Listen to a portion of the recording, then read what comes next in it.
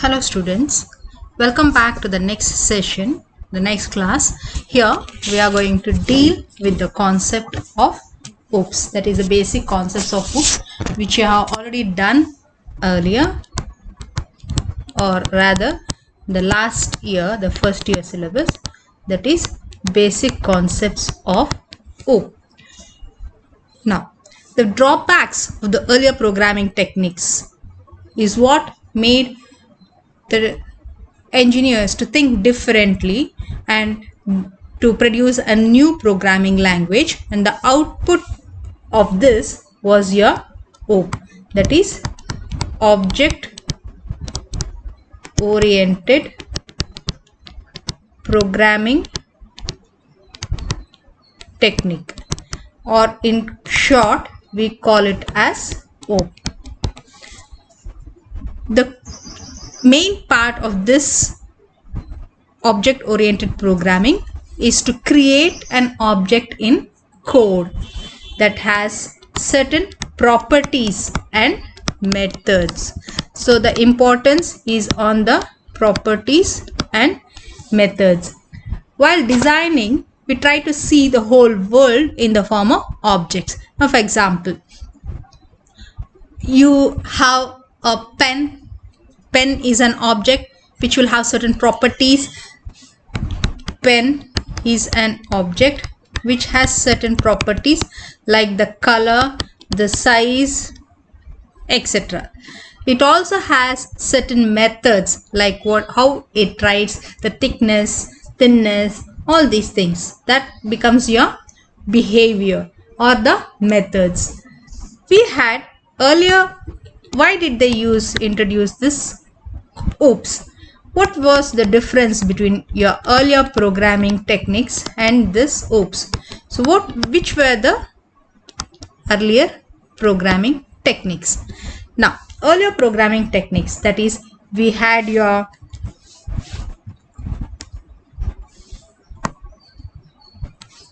procedural programming.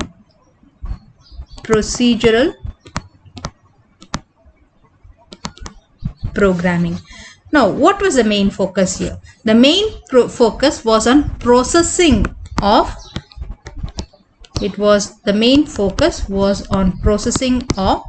sequential instructions to perform a specific task. The importance was given on logic used to solve the problem. Example for this is COBOL. You know what's the expansion of COBOL? Common Business Oriented Language. The next programming techniques which was used was structured programming. Now what is structured programming? Structured programming means an organized approach. It is an organized approach for programming. Now what do you mean by this organized approach? It used the basic or the control structure, such as, which is the basic control structure that you have? Sequence, selection, that is iteration, and modularity. These are the basic control structures which were used in your structured programming. Examples in this was Pascal and C language. Whereas here we are in this present syllabus, according to you, are using C++.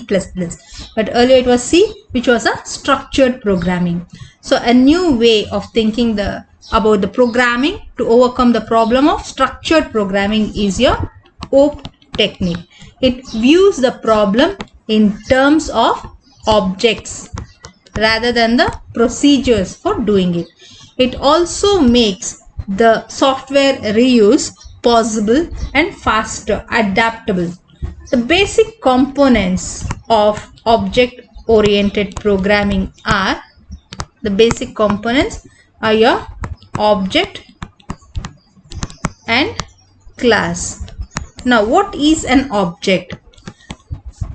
Object means it is a model that combines data and functions into a single unit. Data and functions into a single unit, and that we call it as an object. The functions of an object are called as member functions. These member functions are used to access the data of an object. Next, coming to your class. What is a class? Class is a blueprint of an object or for an object. You can also say it represents, a class represents a group of objects which share common properties and behavior. Common properties and behavior. This is what you mean by a class. So object is nothing but a model that combines data and functions into a single unit, and class is a group of objects which has similar properties and behavior. Now when you are saying class, for example, student is a class, whereas that student may be a school student or a college student, right, or a PG student, anything. And book is a class. Which are the objects which comes under that book? The books may be of physics, chemistry, maths, biology, accounts, stats, anything. So a book is a class and the subjects comes under your objects. So object oriented programming, or in brief uses the bottom up analysis. It uses your bottom up analysis. Now what is this? In this, the solutions to the smaller modules are found first. Smaller modules are implemented first and then they are integrated. To find the solution to the overall given problem.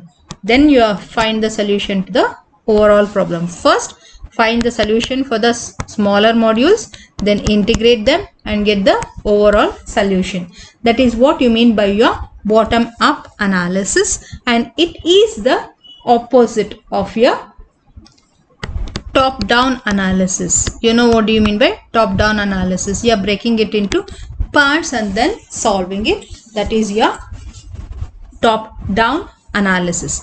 Now this is about a brief introduction about your object oriented programming and also your classes and objects. Now in the next session, let us go for the characteristics of OOPS.